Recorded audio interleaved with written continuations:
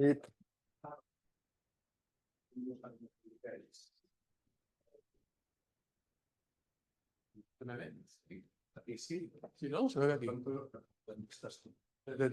Just a moment. So, thank you very much for coming. Okay, so this is the inaugural lecture Master in Physics of Complex Systems for this year. Okay, so we have the honor of to have the president of this university. So please, Jaume. Very want. Yeah. Actually, this is going to be very, very informal. So good morning to all of you and welcome to this opening lecture of this new edition of the Master in Complex Physics. This master is a true success story. And I must say that the two lecturers today have contributed greatly to the success. So thank you very much. I think you are all very, very fortunate to have them lecturing for you today and along the course. As much as I have been fortunate to have them as colleagues of mine at the physics department and, well, in the ecosystem of physics at UAB. No? I myself being a physicist, so I know what I'm talking about. Right. To finish this, just a word to welcome if there are new students. So welcome to the UAB, welcome to the University of the Balearic Islands. I hope your time here is very, very good in all sorts of ways. And just to remind you that effort is not contradictory with pleasure. Huh? And this is especially so when we're talking about intellectual pleasure and intellectual effort. So make the most of your time here, enjoy, have fun, and have a very, very good and productive course. Thank you.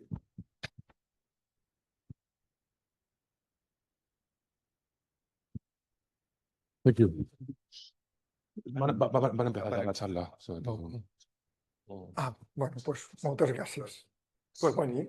Gracias por venir. Bye. I'm sorry. In fact, I would prefer to stay here. No. You can watch in video. You can watch the talking video later. Okay. I know. Thank you. So before starting with the lecture, I will also like to thank Neus. I mean, she's the director of the Postgraduate Center. Okay, so especially for those of you who start the master, I mean, they are, doing a great job because it's such an effort to run. I don't know how many masters do we have in the UAB? 35. It's a lot of work. So thank you for all your work. Okay, I have done my course now. Okay, so good morning, everybody. I am Pere Colet. I'm one of the awardees, and Raúl Toral is the other one. And first of all, on behalf of myself and of course of Raúl, I would like to thank the committee for the Master for the Best Teachers Awards of the Master in Physics of Complex Systems. I would like to thank the award, and we would like to thank also Fundación Sycomoro, who is behind this award, who is promoting this award. And having said that, I have divided the talk in two parts. Part one, which I'm going to talk, we are going to give you a motivation for the stochastic description of systems. I'm going to go from brown to black. Okay, so let's start with Brown. Brown, in fact, is not referring to a color. I'm referring to Robert Brown, okay, who is a botanist, and he was looking at particles of pollen in water. Okay, and when he was doing that, he observed that the particles jiggle a little bit. And it's not the whole grain of pollen. The whole grain of pollen is too big. It was just a small part of the grain of pollen, that fragments that were jiggling in water. Okay, as if your video starts, you will see here a video. This video is taken from this place in YouTube. It is the actual fragments of grain in water. Okay, that's the movement. At some point, he interpreted that this might be a some he talked about active molecules, now that people talk about active matter, okay? But his idea, that was the beginning, that it could be alive. He did all the experiments with dust and prove himself that it was not alive. However, a little bit later, and as early as 1896, Boltzmann understood what was going on. Okay, in his view, the particles of the grain, the fragments of pollens were collision with the water molecules. Okay, and this is what he was understanding. Okay, this is a little bit exaggerated. I mean, the water molecules are moving fast. I make it faster to increase the temperature to make the kinetic energy of the water molecules bigger and make a movement back. But if it were cool, the Brownian particle just jiggle. Okay, so that was Boltzmann interpretation.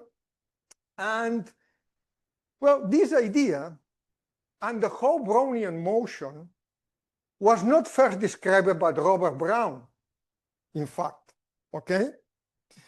If we travel a little bit back to Rome, 60 years before Christ, okay, we have poet Titus Lucretius Carus, who wrote this poem, the Rerum Natura. And in the poem, in one fragment, he describes the Brownian motion. He's not describing the Brownian motion of grains of pollen in water. He did not have a microscope at that time. He was describing the movement of dust particles in air. And in fact, if you look at dust particles in air, they describe also Brownian motion. There is a problem with this description, and is that in air, usually there is a lot of currents, okay? Flows of air because of, well, there is a wind or whatever. And most of the motion of the dust particle in air is driven by these currents, not by just random jiggling, okay? But part of it is that. So, as it has been said, he provided a completely accurate description using a wrong example. But his description was accurate. He even was talking about atoms, okay? Coming from the atomistic theory of the ancient Greek, that was never proved, never established at that time, but his idea was that it's the collision of invisible parts, small parts, that make this jiggling around. Okay, that was 60 years before Christ. This is because if people think that they have new ideas, and usually there is something. By the way, if you want to read the Rerum Natura, there is a 2024 edition in Latin available at Amazon. It also is translated to other languages. Anyway, by the way, if in this video, which, sorry, it only,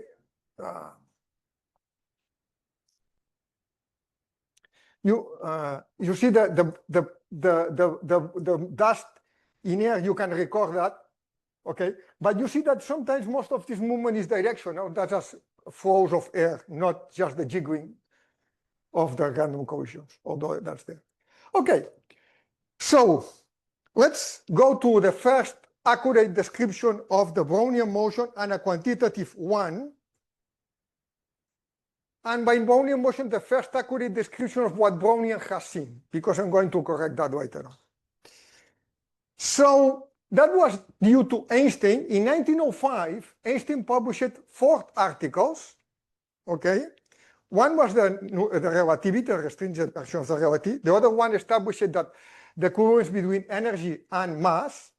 The other one was the photoelectric effect. This is the 4th one, in fact, in time, okay, which he was awarded the Nobel Prize. And the third so the last one was to describe the Brownian motion, okay?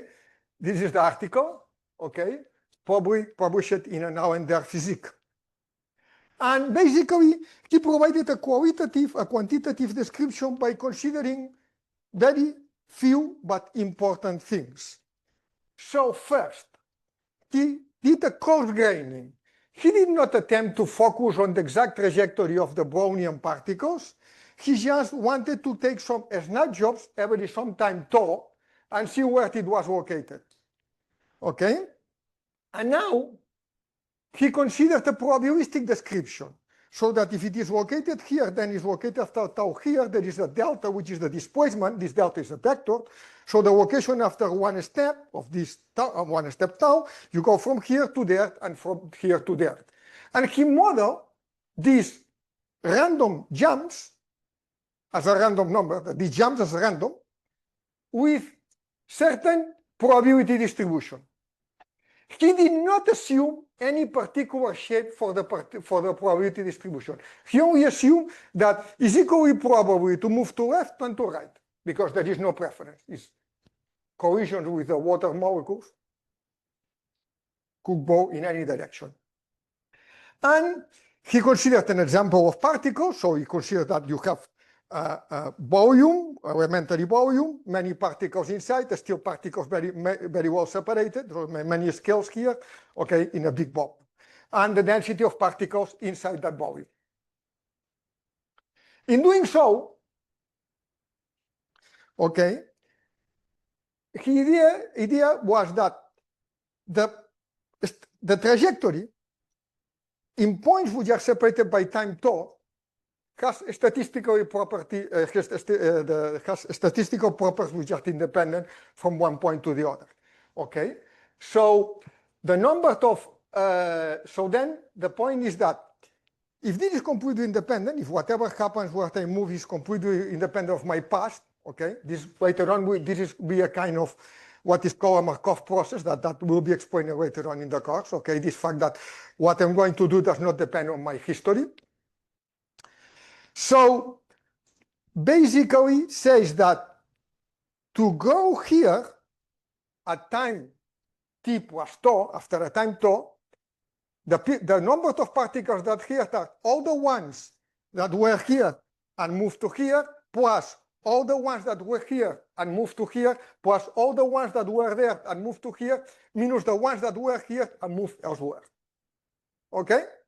That's a conservation of the particles. Okay, in mathematical terms, this is a continuity equation. Assuming all the particles that were elsewhere and move, meaning at the position minus delta, and move a distance delta. Okay? Now, let's do some math with this, very quick and fast. Okay, so we take a tailored expansion of this equation on both sides, and it's written there. And then we can replace this into the equation. The integral can be separated in this term, which is the term where eta coming from this expansion. So this other term, which comes from this term here, and this other term which comes from here. Okay, and now easily this is the integral of the probability density for delta, normalize it to 1. This is 1. I assume that the probability density is even, is symmetric. This is an even function, this is an odd function, the integral is 0. And what I get is this. So the change of the number of particles in a given volume in time is some number, which is this thing, multiplied by the second derivative of the gradient, the second derivative, the Laplacian of the density. Okay? In 3D, this is written in this form, and this is the diffusion equation. Okay? Very simple. No assumption on whatever is behind the kind of molecules that we have, anything. Okay? Just symmetries. The diffusion equation, starting from a given location, you leave all the Brownian particles in a given point and let them move around. It's a Gaussian. Okay, that can be proved. I'm not going to show now.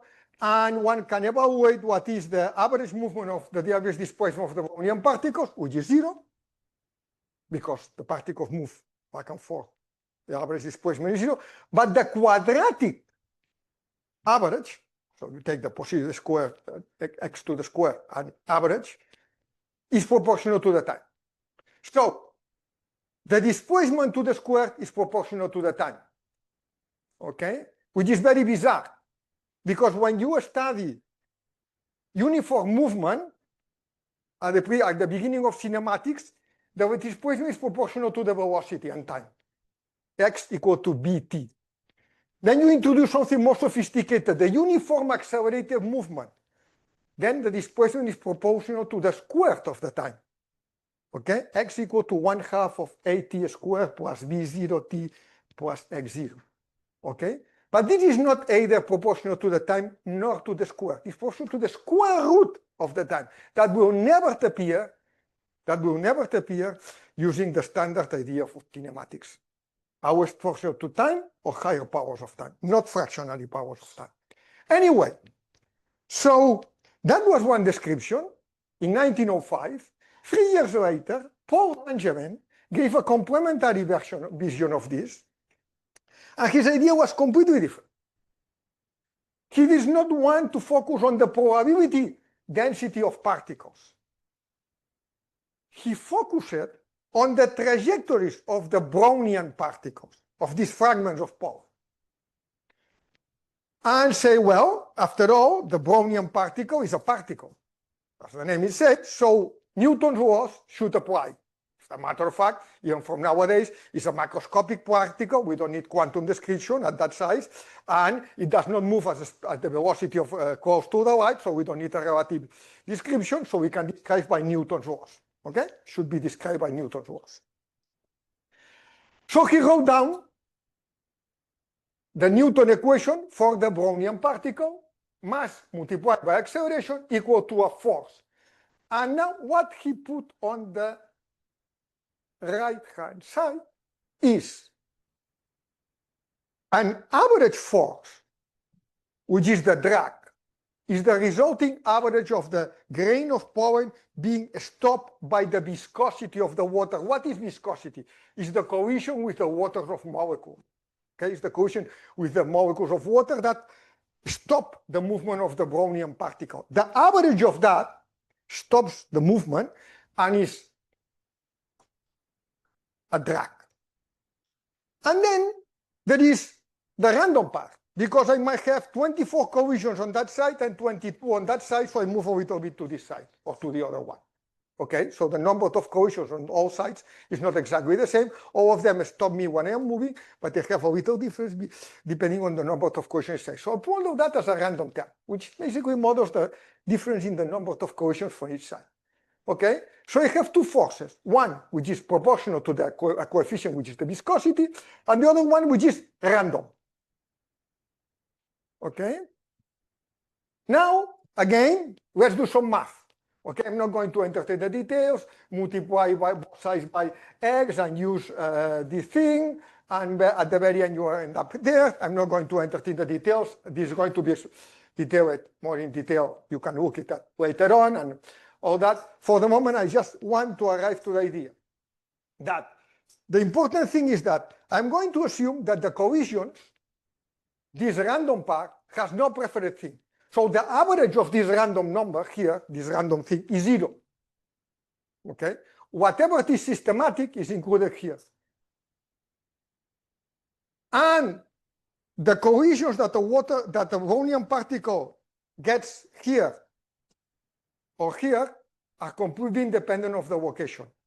Provided we are far away from the walls, that's correct. Of course, if I am close to the wall, then you only get collisions on one side and not on the other because there is no water molecules there. But I am going to make a description for the bulk outside the walls, okay?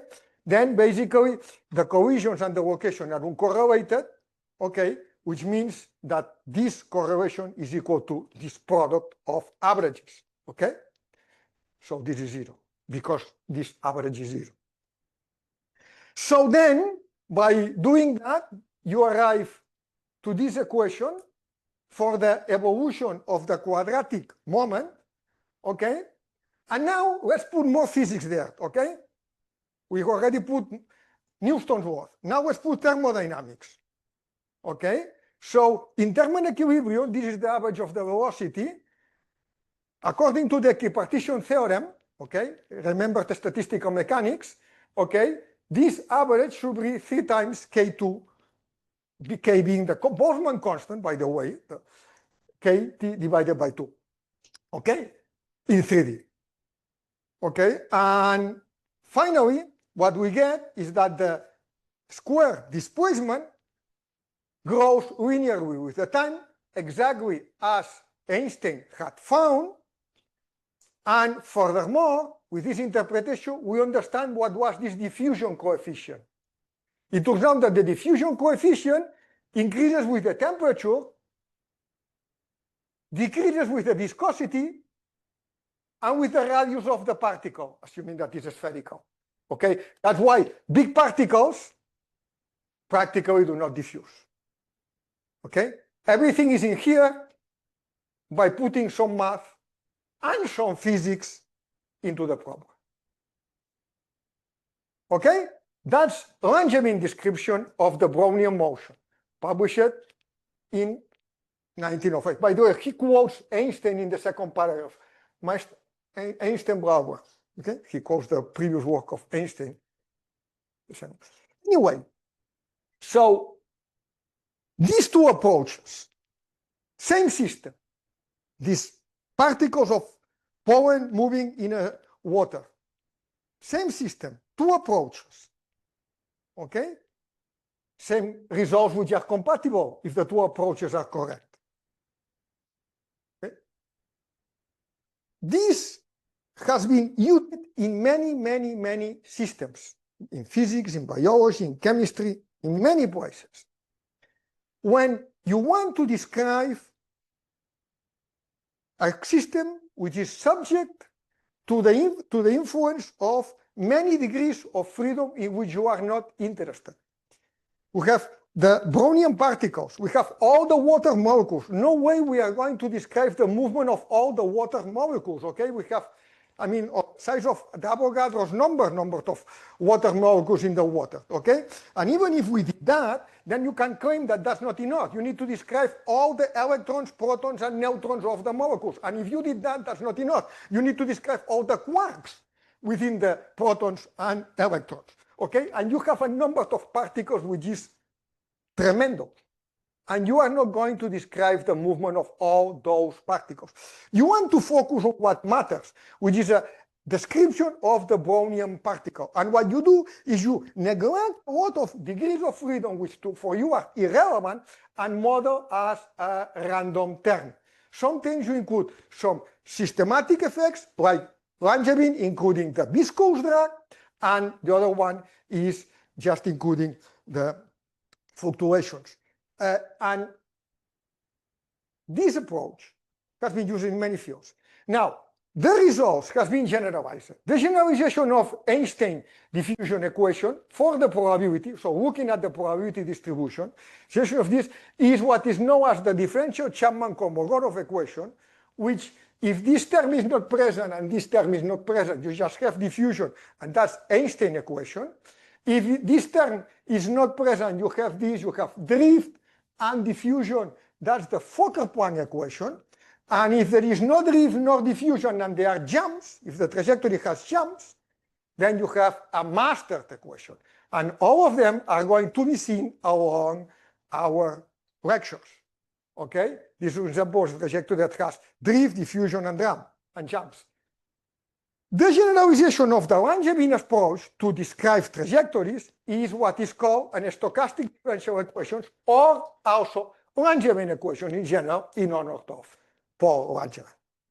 Okay, now, I said that Einstein provided the first mathematical description of the experiment that Brown did, of what Brown described.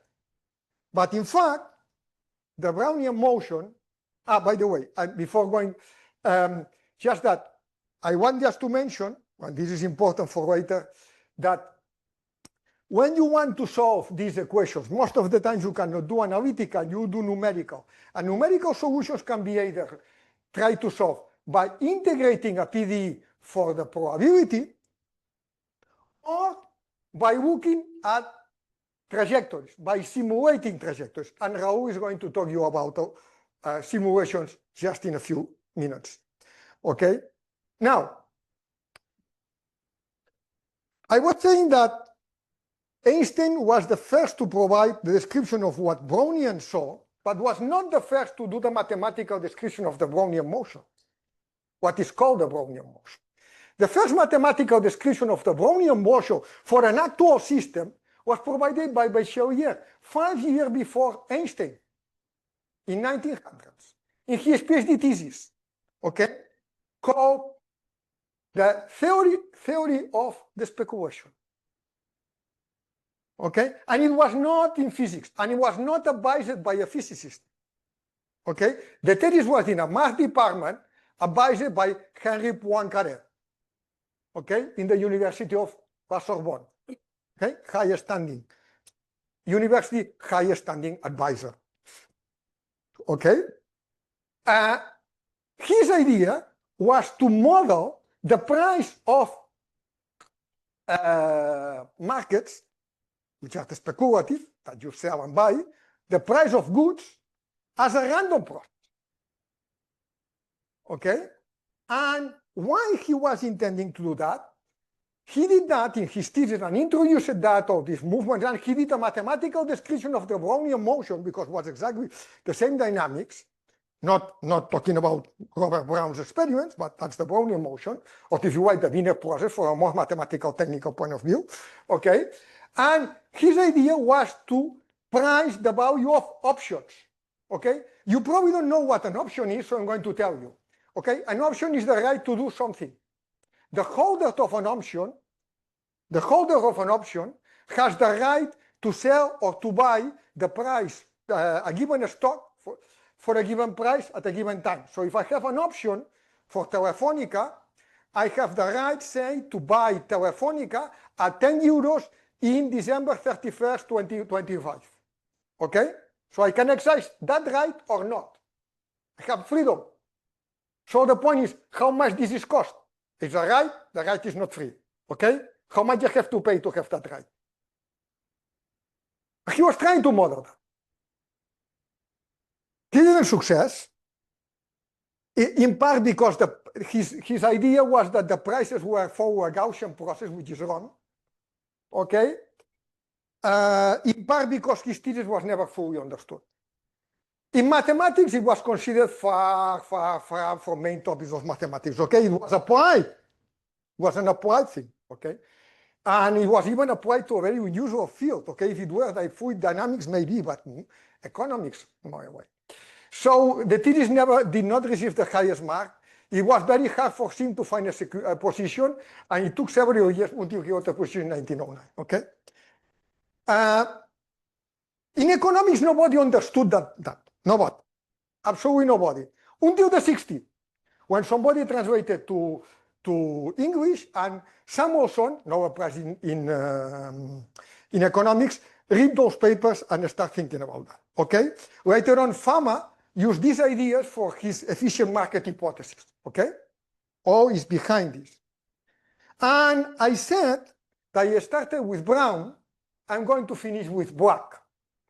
Again, Brown was not a color, neither was Black. Black, I'm referring to this gentleman, Fisher Sheffley Black, who is a physicist he got a degree in physics, okay, and then he did a PhD in applied math. Okay?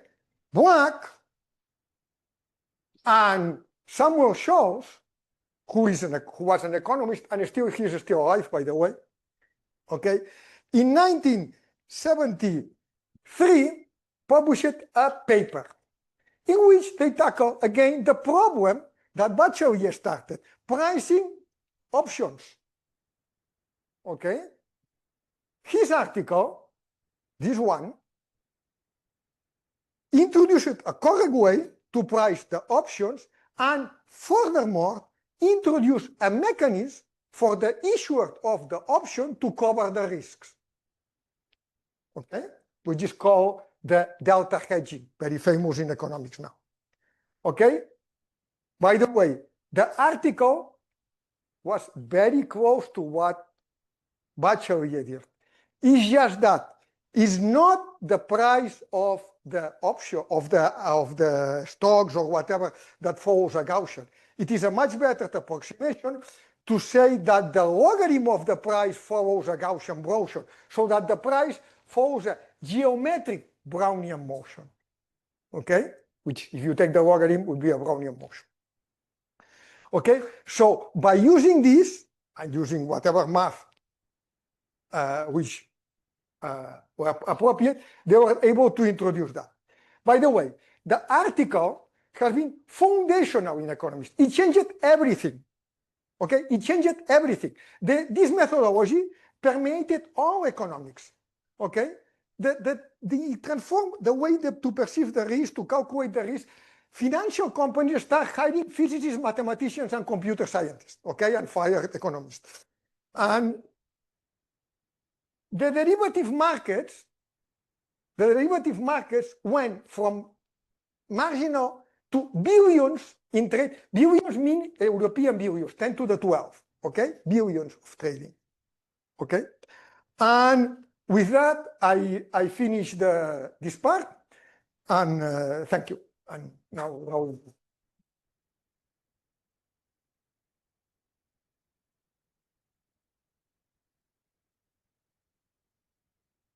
I'm having a hard time now. Okay. My part goes about Monte Carlo. It's the second aspect of the process Peter and I have been teaching for some years. Ah, Yeah.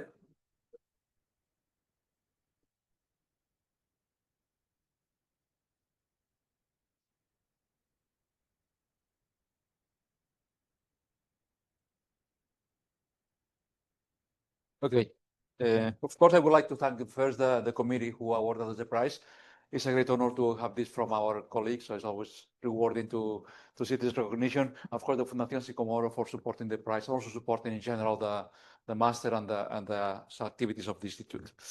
I want to talk about Monte Carlo. What is Monte Carlo?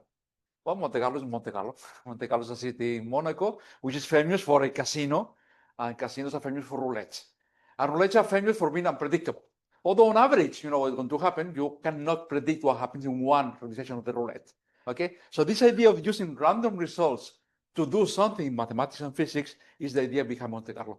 Monte Carlo is actually not very well defined. Monte Carlo is a series of methods. So we say that everything that uses random numbers can be classified loosely as Monte Carlo. How important is Monte Carlo in our daily activity? Well, you do a search to the Monte Carlo, the topic, you find nearly 500,000 papers using the Monte Carlo method. In all, well, you cannot see that. I'm sorry, we need to improve the projector. It's mathematics, in physics, engineering, something like archaeology, family studies, history. I guess history is also about the Monte Carlo, so he's not using the method of Monte Carlo, we're talking about the city of Monte Carlo. But still, 500,000 papers is about Monte Carlo. So it's something important, and we talk about this in the course. So how did it all started? Well, this is the modern origin of Monte Carlo.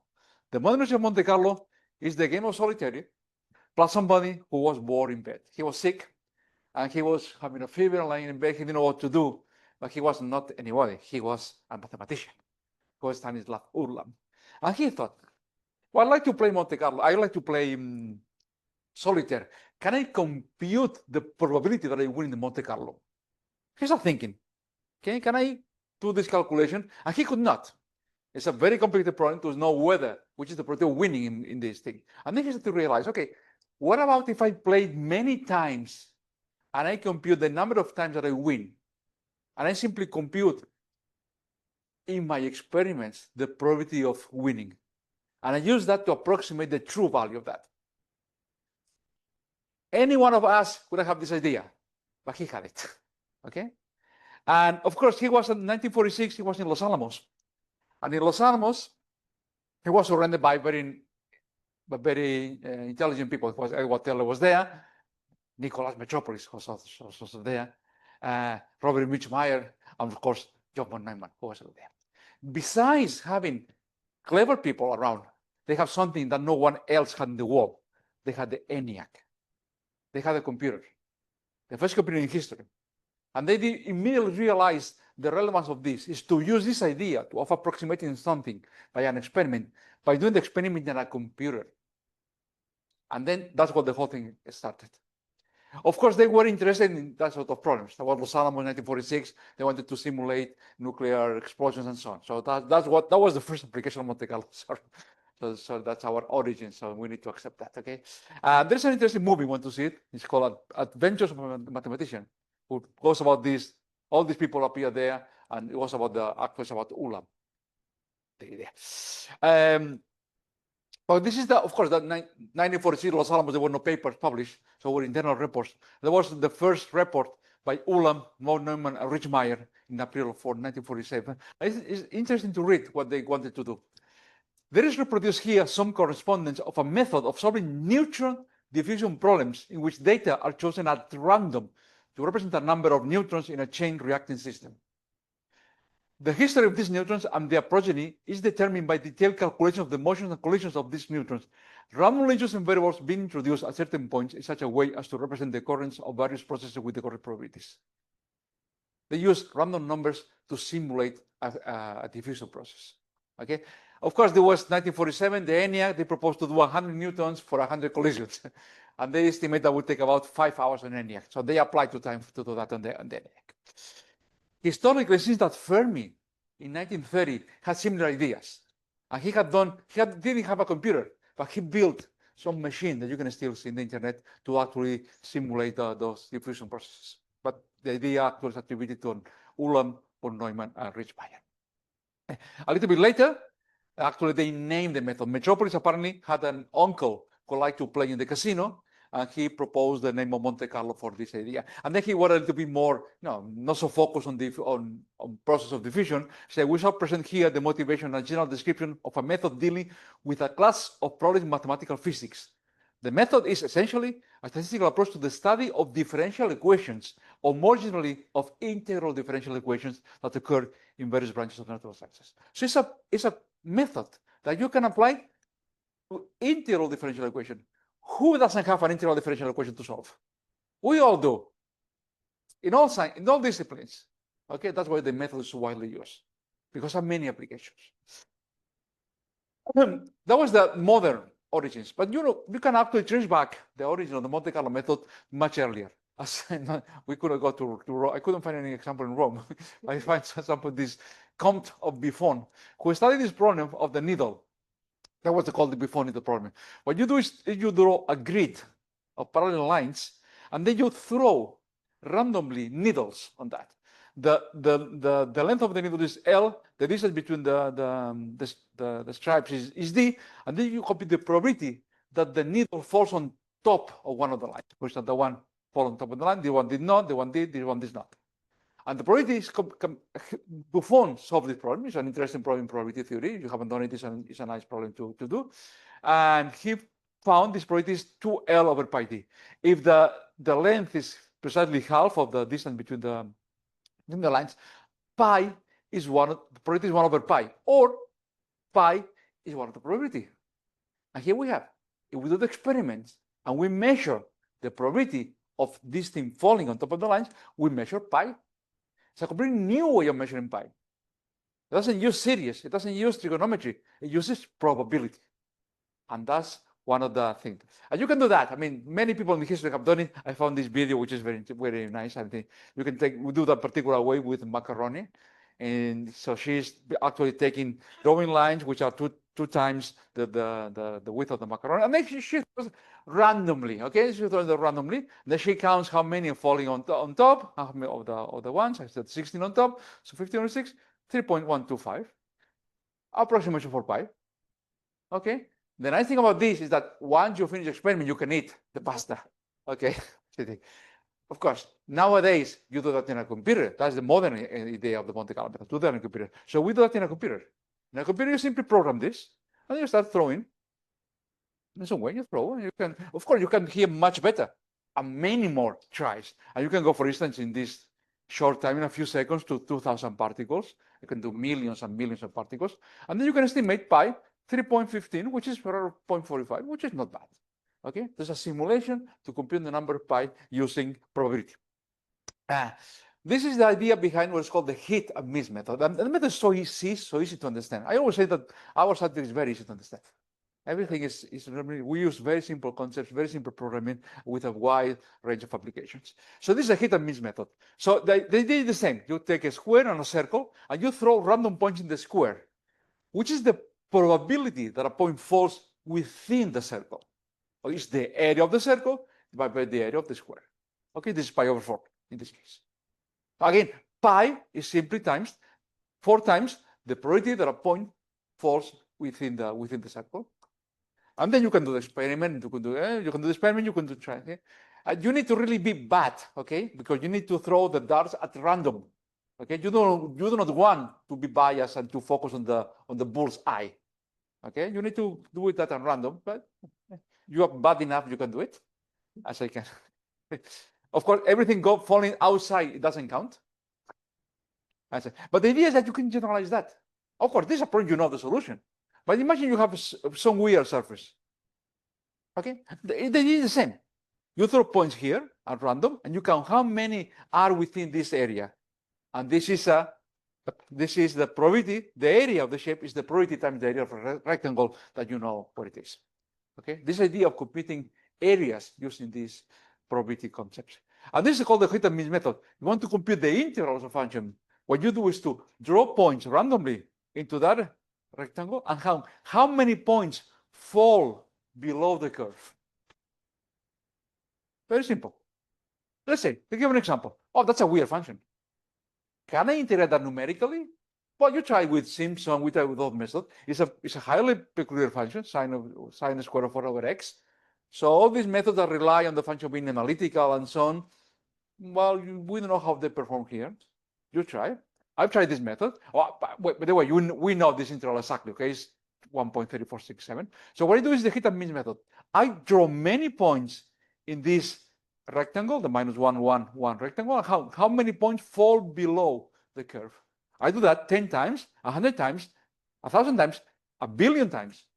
And then I compute the integral, which is, 1.34689.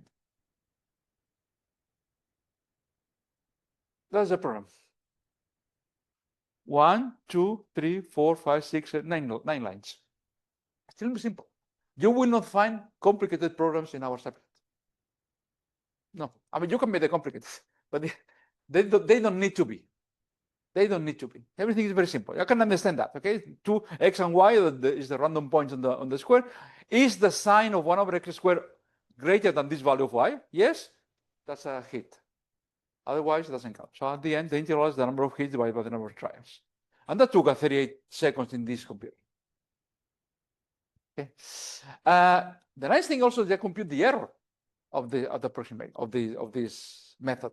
And you see, this is the error with the number of samples. Of course, the more samples, the better your statistical estimate. But the error can be proven to decrease as the number of samples to the inverse root of the number of samples, to the n minus 1 half. And this is a confirmation of that. These are the real errors. And this is this line. And of course, you know how much effort you need to do in order to compute that with a number of digits. You need 10 digits. Okay, you compute which is my m. How many times do I need to do that? Because you can estimate that from this general law that applies in many Monte Carlo estimates. This idea of hit and miss is the simplest, but it can be generalized and can be put in a different way. This is called the importance sampling algorithm, which is the basic of everything. The importance sampling is going to compute an integral in which you can split that into a function g, and then f, which is a probability. So f is a PDF, a probability density function. So it's non-negative and normalized. And the idea to compute this integral is to do an experiment, a numerical experiment. Or you can do it with macaroni. But to do an experiment whose outputs and numbers distributed according to this function. Once you do that, you simply sample these functions. You repeat that many times, compute the average and the variance. And at the end, the integral is the average plus minus the standard error, something you learn in the first year of your degree, how to compute the standard error. So this is the Monte Carlo method. This is, you want to compute an integral, do this. As simple. There is no more theory on that. Simple that. Shall we try this? Okay, let's do this integral, okay? Let's split this integral. This integral is, again, the finite function before, and then multiply by Gaussian distribution. So what you do is you generate numbers according to Gaussian distribution, and then average this function along the points. For instance, this first number, according to Gaussian, second number, third number, fourth number, and so on. So you generate numbers and do the average of the function on these numbers you generate, which are distributed according to a Gaussian distribution. And again, look at your program. How many times? This will be the mean and the variance. You get a number according to Gaussian distribution. Oh, this is the spicy bit. The getting a Gaussian distribution. Everything else, simply get the function, the average, and the standard deviation. And in this case, you get this result, which is 0.57810 with an error. The method gives you an error. Per and I are very picky about errors. If you don't give the right errors, you don't pass the course. Errors everywhere. Okay. Okay. And what's the nice thing about this? That okay, I give you examples in one dimension. If you want to do in 2 dimensions, same thing. You're generating pairs of random numbers according to the distribution and average the function. And you want to do it for n integrals. Exactly the same thing. Generate n random numbers according to the distribution and average g over these numbers. And n can be as large as you want. Can be as large as you want. Well, as large as your computer can handle. That's the only limit. But there's no limit to the idea of this calculation of integrals. And who cares about this? Who wants to compute integrals in which the number of variables is very large? We want. Statistical physics want to do the compute the partition function, which is an integral over all the degrees of freedom of a physical system. How many degrees of freedom? 10 to the 24 typically. So you want to do an integral with 10 to the 24 variables. No computer can handle this. But modern computers can handle easily 1 European billion of particles. Okay, 10 to the 12 particles can be done in a modern computer. Okay, not the Monte Carlo number, but you can do as many as that. And the method is the same. Doesn't matter. It's a parameter in your first line. First line. How many particles I have? How many variables? Dimension n. And you vary n, 10, 100, a billion. That's what you need to do. The problem is the same. You not need to modify anything. And also, for instance, some things can also, the internal energy can be computed as an average, the way I said before. Now, I've talked about random many times. I told you that the use of the method is here. How do you compute a number according to a Gaussian distribution? Actually, the course, my course, is not about the Monte Carlo method. It's about how to do this line. How to do this line. We spent 2 months on how to compute this line, how to generate this line in general, not for a Gaussian, but for many distributions. What is a random number? So we also can take some kind of philosophical. So Alice asked Bob, give me a random number of 10 digits. 777, 777, 7777. This is not random. Okay, what about this one? That's like this one better. Yeah, but both have the same probability. So random is one or the other. Okay, something to think about. How to generate 2 random numbers? Truly, that we need for our calculations. You can take your macaroni and you can throw them around, and you can use those darts and throw them around. But you shoot this at random. But you need to physical process which is intrinsically random. You can use the Brownian motion, which is random. And you can use, for instance, dice. You draw dice and you get random numbers out of dice. And this has been done. We could use, for instance, the droplets falling from here, but fall at random times. I will use a random process. And it has been done. You cannot see that very much, but this is a book called A Million Random Digits with 100,000 Normal Deviates. That was done by the RAND Corporation. It was published. You can buy this in Amazon, $55 or euros or whatever. You want to buy this book. Okay, so they generate random numbers physically. They use a gas in which they apply a potential and they have to have the charge. Okay, from time to time they have a spark. So they measure the time that there was spark. They had another something, a clock running from 0 to 9, and then according to the time of the spark, they mark a random number. They did that 1,000,000 times, and they wrote a book. You can see the book. It's probably the most interesting book you can read. You read the book, and that was 1955. Okay, and before computers were available, and everybody could generate random numbers and with a different one. But these are truly random numbers generated with physical process. That's the church tube to simulate a wheel. spinning wheel. Okay, modernly you can do other things. Okay, you can use quantum mechanics, which is also integral quantum, and that was a paper published very recently. We say traceable random numbers from a non-local quantum advantage. Okay, so they can be sophisticated a lot, but the idea is the same: to use a physical process in which you can generate random numbers. Of course, this is not practical. Conceptually, it's very important, but it's not practical. You cannot do a simulation where you have a physical process providing you random numbers. So you need another way of generating random numbers. And you need a numerical algorithm to generate random numbers. Can a numerical algorithm generate random numbers? From the first person who did it, John von Neumann? Of course not. Of course not. Anyone who considers arithmetical models of producing random digits is, of course, in a state of sin. So we're going to sin a lot during the course because we're going to use arithmetical methods to generate random numbers. And the simplest method, not the John von Neumann designed a method which is not this one. The simplest method is called congruential generators. When you do something as simple as this, you take a number, your telephone number, or any number, and then from that you use a recurrence relation. The next number is simply a linear combination, a linear product of the previous one plus a sum, a linear function, modulus m. However, that gives numbers between 0 and m minus 1 because of the modulus.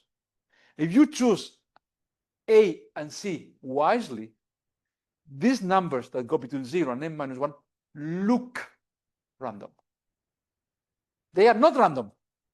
I mean, you can do it today, tomorrow, and the next year. They will all be the same. Are they random? No. Do they look random? How do I know if they look random?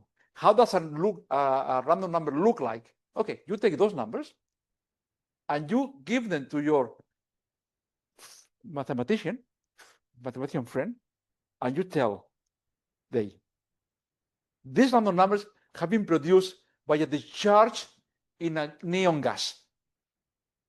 You don't tell me how you produce them. They have been produced by discharge in a neon gas. Can you prove I'm wrong? If he cannot, your numbers are truly random. Okay, you can apply tests in which the random numbers pass off the test, and there is a battery of tests, hundreds of tests you can apply. You can see that these are good random numbers. You simply then divide by m, and you get a uniform random number between 0 and 1. Of course, uniform random numbers are not the whole story. We need Gauss random numbers according to the Gauss distribution. There is the techniques to generate other distributions. The standard techniques to use the inverse of the cumulative distribution function. So you compute the distribution function, the cumulative distribution is nothing the probability of getting a number less than x. This is a number between 0 and 1, and then you solve for x. You need to solve this equation for x. And that gives you a random number according to the distribution f of x. Here, for instance, this is a Gaussian distribution. You have a cumulative distribution. You get a number between 0 and 1, then you invert, and you get your random number. Another number between 0 and 1, and you get a random number. This is a general technique to generate random numbers. This is good for one-dimensional variables. For the Gaussian distribution, you can do it this way. But when you have many variables, this is not practical. It's very. So what you do is to use the Metropolis et al. Algorithm, which is the cornerstone of this field. It's a general method to generate random numbers. A general method that can be used for any distribution, Gaussian or multidimensional, when the dimensions is 10 to the 12. You can use this method, the Metropolis method, to generate random numbers. That's what Metropolis is. It's a method to generate random numbers that you can use in whatever problem you have. This was done that was 1953. They could publish that, so not hide that in the technical report. This equation of state calculation by fast computing machines by Metropolis, Ariadna Rosenbluth, Marshall Rosenbluth, Augusta Teller, and Edward Teller. Metropolis, Rosenbluth, Teller, and Teller algorithm. The Metropolis algorithm. Actually, apparently Metropolis did nothing in this paper. History says that he had no contribution at all, but to provide computer time. Okay, which was already important then. Okay, he provided computer time, apparently he didn't do anything about that. The Metropolis algorithm in a nutshell is the following. It has two steps. You are in a number, and you propose a new number. Okay, you here you proposed this number. If the number increases the probability, you accept it. If it decreases the probability, you accept it with a probability equals to the ratio between the final and the initial value. Again, that's it. That's the metropolis algorithm. Okay, just accept the moves that increase the probability and accept with some probability those that decrease the probability. And that's so powerful that allows to generate any distribution and has given rise to this 500 million users of the Monte Carlo method during the last years. If you want to know more, you can either buy the book that Per and I have been teaching this subject for many years, since the beginning of the master, and we are very, we're very proud of what we have achieved. I mean, these ideas put in a book. The book has not sold very well. We don't know why. I was more interested in the random numbers, right? Of course, you can come to our master. Okay, thank you.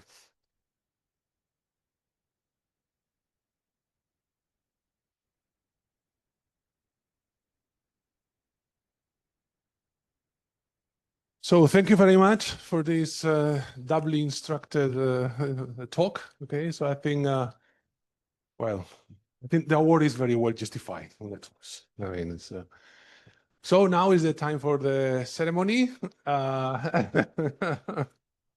So for the new master student, Emilio is the FIS director. Okay, and so he will give the award to Raúl and Pere. Okay. Thank you to all for coming. Thank you to Raúl and to Pere for doing this nice lecture. And thank you for your work in the master. That has been really really very important to put the master where it is. I want to give thanks to all of you, the previous students and teachers in the masters, and also to the Sycomoro Foundation that has given some support to the master and to the prize. And I will just summarize very briefly why the award in this year is given to Raúl and Pere. The reasons are leaderships and important contributions. So and also both have been involved in the management of the master. Raúl as director of the master and Pere as member of the academic commission. The polls to the consultation to the students give always very good results for them. So this is another thing that the commission has taken into account. The writing of materials for the course, in particular the book you have just seen, but many other types of materials is something. The production of this has been something that has been taken into account to give the master, and and the compromise with the master, and always ready to teach different subjects, and so this has been taken into account, and also the direction of the final master thesis. They have Raúl has supervised 16 and Pere 12 master, and 2 of them have been joined co-directed. So for all of this, many other things that cannot be listed here, the commission grants the prize to the best teacher in the Master of Physics of Complex Systems for the 2024 and 2025 years to Professors Raúl Toral and Pere Collet. And the prize, in addition to the recognition, is on little statue that with some random motif that can that you can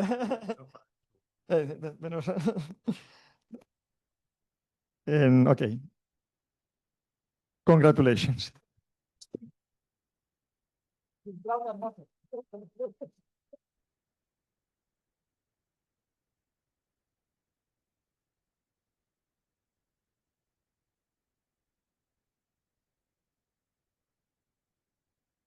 Okay, so that's it. Thank you very much for attendance. Now we have a coffee break.